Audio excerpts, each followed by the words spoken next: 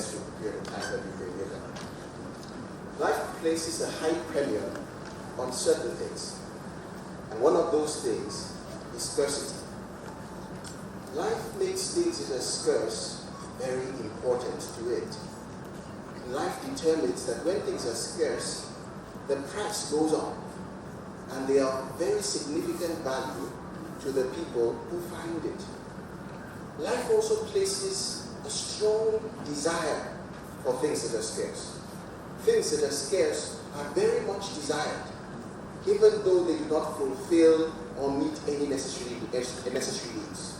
For example, Nigerians don't have snow, so we are willing to travel miles away on what we call a holiday just to see what snow looks like and to touch it and engage the experience of snow. Life places a high premium on things that are scarce. It causes attraction. We are attracted to things because they are scarce. We even place a high pedigree on things that are scarce.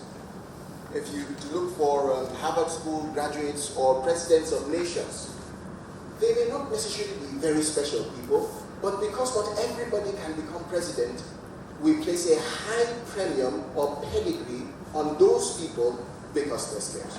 So life values scarcity very highly, and scarce resources are very prized resources in this life. This may not necessarily be a talk as much as it would be an invitation. An invitation to you and I to join the most scarce of people in Nigeria. An invitation to you and I to join people that are highly prioritized, highly prized, highly effective, of high pedigree, and that pull a lot of attraction. They are called the uncorrupted, the uncorrupt, and the incorruptible. Transparency International describes corruption as the abuse of entrusted power for personal or private gain. The abuse of entrusted power for personal or private gain. Life is not just about the destination. Life is also a lot about the journey. The how did you get to the destination? The how did you arrive at your success? What did you do along the way to achieve those achievements that you are very proud of? Did you spend more than the achievements are in your journey towards success? Corruption is very endemic in our society. Nigeria is ranked the 144th country out of 177 countries on the corruption index. Number 1 being the least corrupt, number 177 being the most corrupt. And what that means to you and I is if you were to take the 177 and divide it into 4 equal parts. The first group of countries would be between number 1 and number 44. The second group between number 45 and number 88. Nigeria wouldn't be there. The third group between 89 and 132. Nigeria wouldn't be there. The last group between 133 and 177. That's where you will find our country. Meaning that individuals who are not corrupt are very scarce to find in Nigeria. They are not available in government. They are not available in business. They are not available in family. The uncorrupted are very difficult to find in Nigeria. The definition of corruption says that it is the abuse of entrusted power. Entrusted power means that it is impossible to be corrupt without power. Whether it is a lecturer insisting to gain personal gains before he does his office of lecturing, or whether it's a manager insisting to get personal gains before he does his job of managing, or whether it's a public office holder insisting for personal gains before they do their office. Every time we abuse the power that we've got because of a personal goal that we get, we have engaged in corruption. And corruption, by virtue of life, abuses the power. Abusing the power means that whatever is gained as a result of a corrupt practice will and must be lost. Whether it's today, later, or it's tomorrow, or it's the day after. Whatever is gained must and will be lost. And that is why you see many rise to a high position, pinnacle of their careers, and then come crashing and tumbling down sooner or later. I admit, corruption has a strong temporary gain. Makes us feel larger than life, on top of the world, powerful and financially secure. But that same security, by the very fact that it was obtained by corruption, will be the very thing that destroys everything you and I have worked for. I know of a gentleman who was some controller in the NPA a few years ago, and he amassed so much wealth by corruption. He would say to one of my friends, "You can't believe it. I make almost 2 million naira every day. Every single day."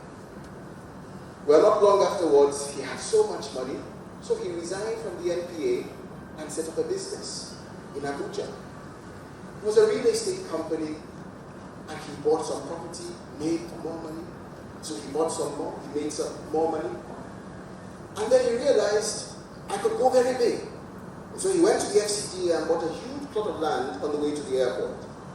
And then he began to sell plots of land there developmentally. So you buy the empty plot with some money, and then he begins to develop the whole thing. Sometime in the course of the development, some years had passed and business was doing well. The FCDA marked out that entire property and said to him that it was illegally obtained. He said, "No, it can't be. I have to see your home." And he showed all the things that were required, but they stuck to their guns. He took them up on their task. They took bulldozers to the estate. Every fence, wall, building, property was broken and destroyed. He lost not only everything in business, he lost his marriage as well. Corruption never benefits you. I sat with the global marketing director of Samsung from South Korea a few years ago. And we sat outside his hotel room in this hotel, and he said to me, we talked for a while, and he said to me, "Samsung is a global organization today," and I said, "Yes." And he asked me, "What do you think is the source of our expansion and dominance?" So knowing I was speaking to one of the top 3 or 5 people in Samsung Global, I began to list everything that we know. Operations management excellence. He said no. I said human capital development. He said no. I mentioned foreign direct investment. He said everything we know. He said no. And then I said, then what is the trick? What is the secret of Samsung? And he asked his PA for a white piece of paper. And he wrote on the piece of paper 1960, and he put a dash and wrote $40. And then he wrote 2010, that's the year before, the year we're having the meeting, $162 billion. And he turned the piece of paper and pushed it to my side of the table. And he said to me, "Our secret is integrity. I have worked for Samsung for 17 years. And not one of those years have I influenced a supplier, a staff, a government official, or anybody to do anything to move our business forward. $162 billion is how big we are today. We have stuck to this one principle, and it has built our business from $40 US to $162 billion. So many of us can afford $40 today. Corruption destroys excellence. You see, when you have an easy way out, you always take it. Ever noticed how the shortest distance between 2 points is a straight line? It always looks like you will lose when you decide not to be corrupt. It always looks like you will be the last to arrive decide you wouldn't be corrupt. It always looks as if your business will be the least successful if you don't bend your principles and bend your rules. A shortest distance between 2 points always remain a straight line. The straighter you are, the quicker you get to your destination. We began a business about 5 years ago, and we were told in Lagos that the language of business was lies, and the key to building your business quickly was to make sure that you played the game. We couldn't do some of those things, so we said, well, if we die, we know we tried. I'm here to tell you, not having done business in South Korea, in London, or in Washington, having done business right here in Lagos, we have broken into companies that are the biggest in their sectors with margin. In the banking sector, the biggest. In the telecoms, the biggest. In government, some of the biggest. Without paying anybody a bribe. I spoke to a lady who had worked for a company that is in our sector they've been around for about 20 years, 1994, about 20 years. And when she asked my staff, how old is your organization? And my staff said, we're about 5 years. And she said, how could you do all you've done in only 5 years? Will you stay uncorrupted, or will you follow the corruption game? There are 3 classes of people that I have an invitation for. The first is the uncorrupted, the next is the uncorrupt, and the final is the incorruptible.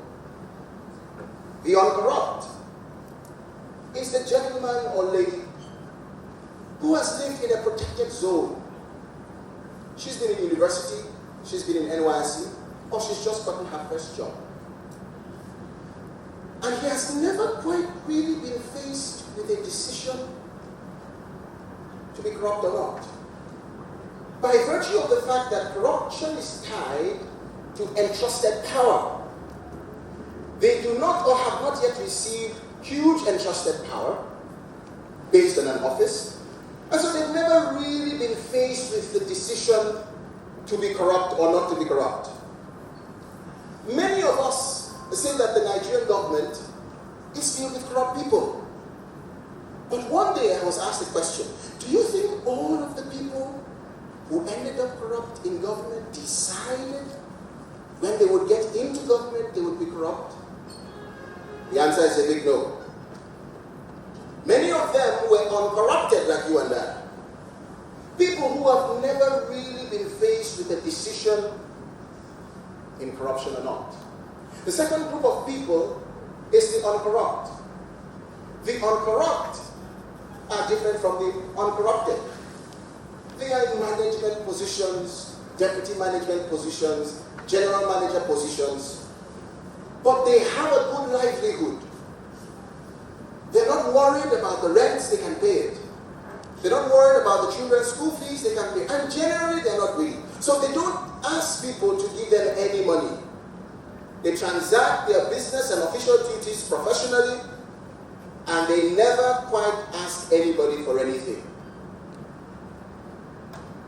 That group of people has not yet been threatened. If a decision is not yet made, we have to wait to see what will happen if the pressure mounts.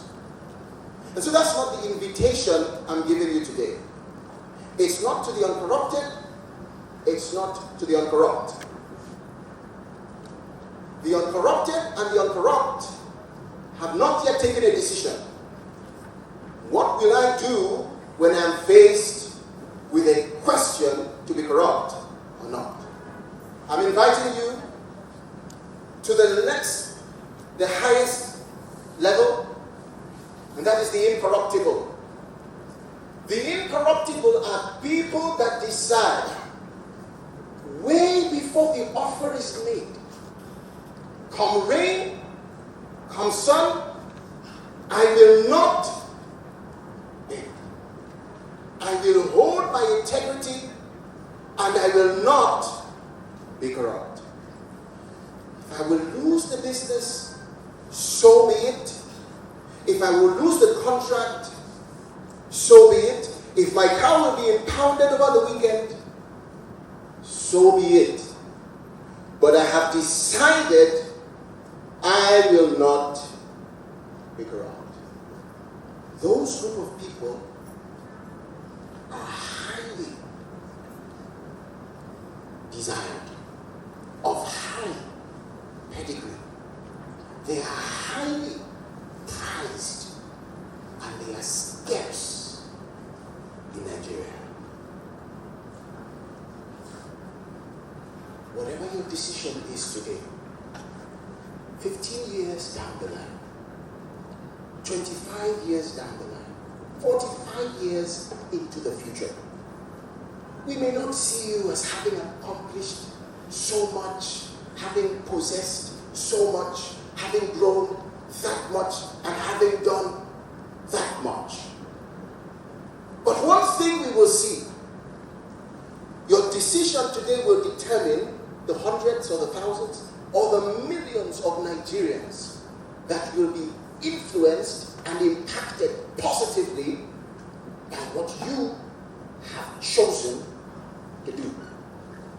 My invitation today is that you will join this elite group of people, because you must stand for something. If you don't stand for anything, you will fall for everything, because you fell for one thing, and that is that you fell for corruption. If you don't stand for anything, you will fall for everything, because you fell for one thing, and that was that you fell for corruption. If you don't stand for anything, you will fall for everything, because you fell for one thing, that was that you fell for corruption. Thank you.